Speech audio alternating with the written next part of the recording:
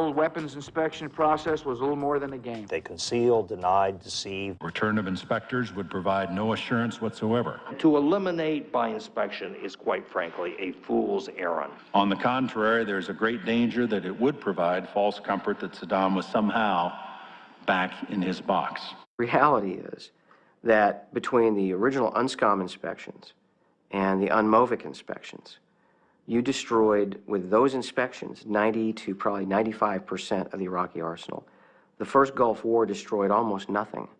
And, post-war U.S. battle damage assessments confirm that. The weapons inspectors were effective. They forced Saddam to get rid of this stuff.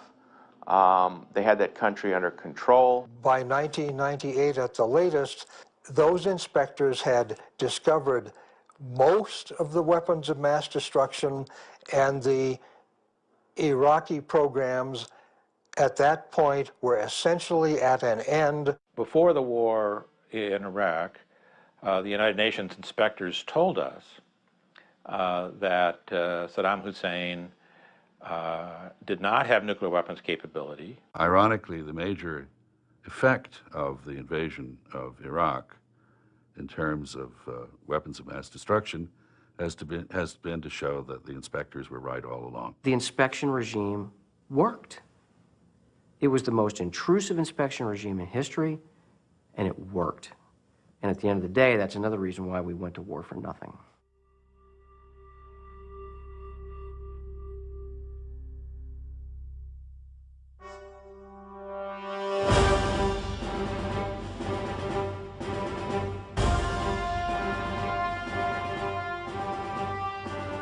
These maniacs who are encouraging our enemies, weakening our troops' resolve, and confusing the American people. Well, you shouldn't listen to these protests because they're obviously helping Saddam Hussein. Who would have guessed that you could build a massive international peace movement on the protection of Saddam Hussein? The media is culpable for the misleading of the American public. They bought into the Bush administration's rhetoric. They don't understand that there is moral violence and immoral violence. We used moral violence. God bless this president. He is truly a great man. Reducing troop morale, confusing the American people, and emboldening our enemies. They are absolutely committing sedition or treason as far as I'm concerned. There's a huge difference between a personal opinion and an opinion which degrades and debases our military in a time of war. It's a disgrace. I don't believe that mainstream media acted responsibly in regards to Iraq. I was belittled. I was called a traitor. I was called crazy. Paul Azan of CNN accused me of drinking Saddam Hussein's Kool-Aid for making accurate statements in response to aluminum tubes. People out there are accusing you of drinking Saddam Hussein's Kool-Aid. If I'm an ideologue, then I'm a Republican ideologue. I'm actually a fairly conservative person who voted for George W. Bush. But I don't allow my ideology to get in the way of the facts and the reality of my duties and responsibilities as an American citizen. It's a tendency, if you want to kill the message, to go after the messenger. If you can discredit the messenger, then you discredit the message. Or if you can make the story about the messenger, then people forget about the message. And I think it's so unfair to try to silence debate and criticism by attacking those who say something with which you disagree. The media is supposed to be the fourth estate, but they decided to completely climb in bed with the administration on this. In a way, the administration constructed a box and that box had all the information that the administration wanted the media and the public and Congress to have. What they would do is you'd have the Iraqi National Congress taking bogus defectors, the information from them, giving them to the Pentagon, and then the Iraqi National Congress then giving them to the journalists. And they said, if you don't believe us, the Iraqi National Congress, call up the Pentagon. So you had this circular reporting. And you've had the New York Times admitting that it was using one source for all of its information on weapons of mass destruction. And it was, self-affirming by going to the Pentagon, which put this stuff on paper. It was a lot of exaggerations, partial information, sometimes the whole information, but on balance, a very one-sided view of Iraq's WMD program. And a lot of these stories the journalists didn't want to look into because the editors told them to run with. We're going to be supportive of the administration. It's the patriotic thing to do. I think that there was, on the part of the media, too much of, in a sense, getting into the upcoming war and not enough look at do we really need to go? There were some journalists out there raising the alarm bells, the Seymour Hirsches, the Walter Pincuses of the world. But unfortunately, those great investigative reporters, they're usually exiled when the heat is on, and it's only after the fact that they end up being praised and given the pats on the back. The excitement was to make the case to go to war, to show that, and that was the controversy that the media loved, is, it was the titillation of a WMD hitting us, not the titillation or the conflict of attacking the administration. Both the Washington Post and the New York Times had very conservative editors that supported the White House on this. I didn't foresee all of this. I'd like to say, I was very prescient. I knew what the others in the intelligence community were saying. I didn't.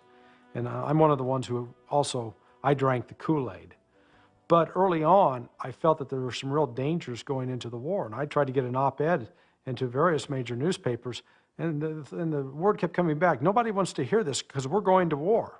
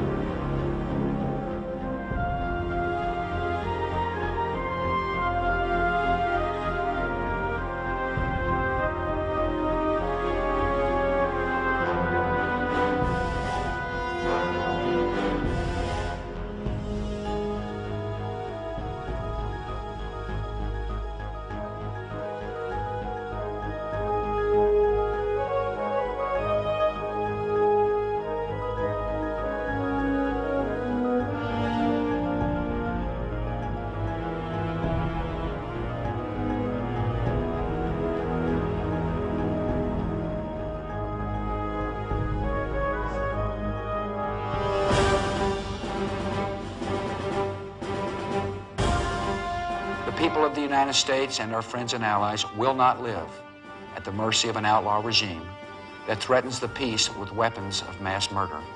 His regime has an active program to acquire and develop nuclear weapons, and let there be no doubt about it. We know for a fact that there are weapons there. There were a group of people who, for many years, had advocated going after Saddam Hussein, and they pushed this hard. And of course, raw intelligence data can be interpreted in a lot of different ways, as I'm sure experts have talked to you about. And so there were a group of people, I think, that were adamant that this was the right course to pursue.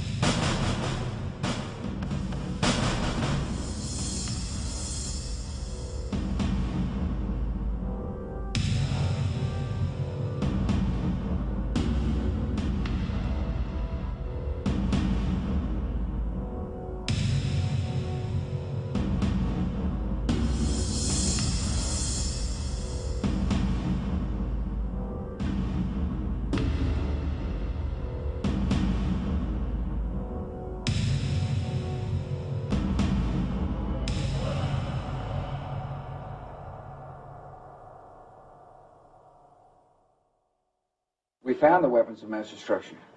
We found biological laboratories. Everybody knows that Iraq had weapons of mass destruction. I have every reason to believe that the intelligence that we were operating off was correct. No question we have said that Saddam Hussein possesses biological and chemical weapons. We know where they are. They're in the area around Tikrit and Baghdad and east, west, south, and north somewhat. All this will be made clear in the course of the operation for whatever duration it takes. Are you confident that you'll also find weapons of mass destruction?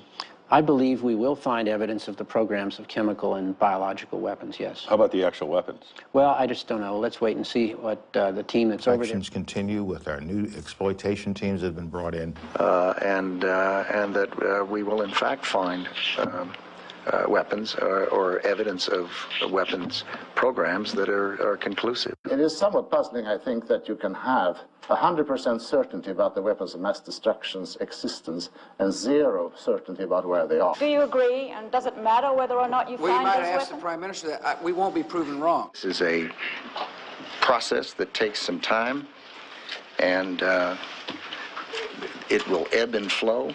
One thing we know is that he had a weapons program. I don't know anybody that I can think of who has contended that the Iraqis had nuclear weapons. We believe he has, in fact, reconstituted nuclear weapons. But on the specific issue of weapons of mass destruction, it's going to take time, and we're going to have to be patient. For time, the truth will come out. Now, it's going to take time to find anything because People will find that we presented a solid case, a case that is there and was there and will remain there. So it's going to take a period of time to find the people. I don't think we'll discover anything myself. Still thought that 3.5 months for new inspections was a rather short time before cooling a day, and especially when we now see that they say, the U.S. government is saying that, look, you have to have a bit of patience, you know, these things take time. I believe that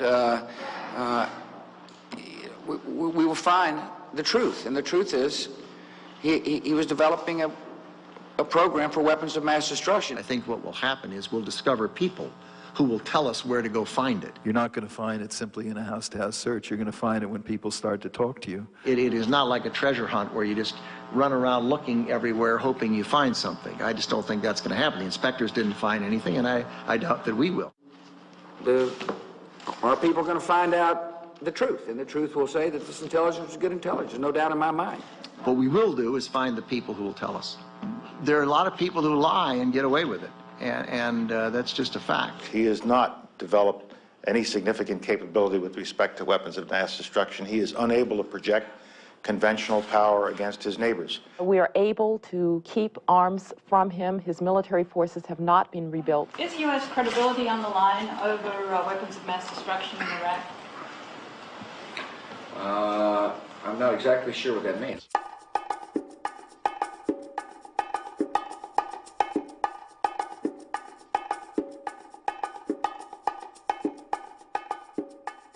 Depends on the assumptions. It depends on how long the war lasts. It depends on whether weapons of mass destruction are used. What we have done is we have taken estimates looking at different variables and said, if this were the case on this variable and then on this variable, but there's so many variables that the numbers of possible point answers create a range that simply isn't useful. I'm just not going to get into any speculation about numbers. We're dealing with a country that can really finance its own reconstruction and relatively soon. So the money's going to come from Iraqi oil revenue, as everyone has said. They think it's going to be something like $2 billion this year. They think it might be something like 15, 12 next year. They think it might be something like 18 to 20 plus the next 19. The next year. I will soon submit to Congress a request for $87 billion. Why did the administration so dramatically underestimate the cost of this war? We did not have perfect foresight into what we were going to find in Iraq.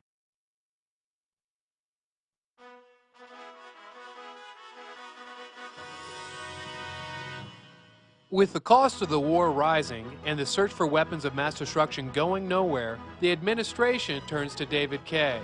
This work is being carried out under the direction of Dr. David Kay, a respected scientist and former UN inspector who is leading the weapons search in Iraq. We are determined to take this apart. We have a tremendous group of dedicated American men and women involved in this with the best assets of the intelligence community can provide. Yet Dr. Kay and his team are making progress. We have found a large body of continuing activities and equipment. We are